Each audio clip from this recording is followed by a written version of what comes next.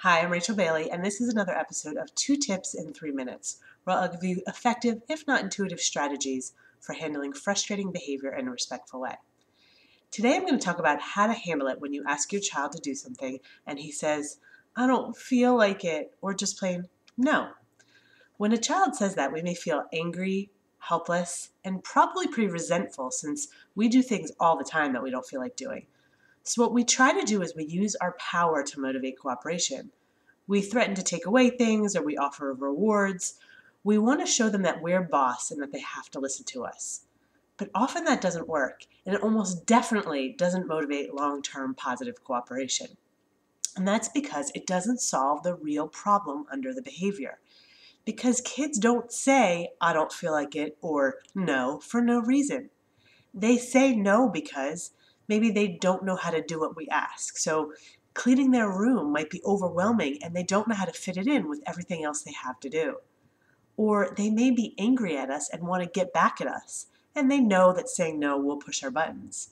Or very often they say, I don't feel like it, or no, because they don't have the tools to know how to stop doing what feels good in the moment, like watching TV or texting or playing a video game, stopping that to do something that they don't really care about, like taking out the trash. So tip number 1 is to find out the real reason your child is saying no or I don't feel like it. To figure out the real reason, you may have to do some detective work. And the best way to do that is to put yourself in your child's shoes. So from your child's perspective, what is the reason he doesn't want to do what you asked? Did he just get home from school and he's tired? Did he just sit down to do something relaxing and then you asked him to come do something else?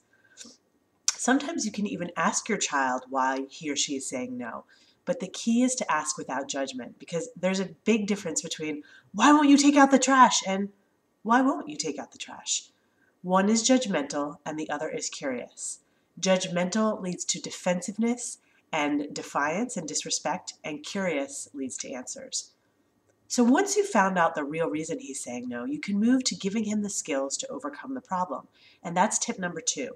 Instead of punishing your child for not cooperating, give him the tools he needs to successfully cooperate. So, for example, he may need to learn how to stop something that's fun when he has to do something that he doesn't want to do. After all, that's life, but he may not know how to do that yet. And you can teach him this skill. I'll be honest that in the moment when you're asking him to do something probably isn't the time to teach that skill, but you can practice this type of delaying gratification in a number of ways all the time. So with young kids, you can use games like Red Light, Green Light, or Simon Says. Or with older kids, you can teach them to save up their money to buy something really great so they realize that they can wait for something and something good will still happen. No matter how old your child is, you need to teach them to identify that yucky feeling they have when they're told to stop doing something they want to be doing and help them find ways to practice getting through that feeling. I have lots of other ideas for delaying gratification with your kids, so if you find that that's the main issue, let me know and I'll give you more tips. But hopefully you can see that when your child says no or I don't feel like it, there is always a reason. And when you find the reason, you can teach your child the skills they need to overcome those reasons.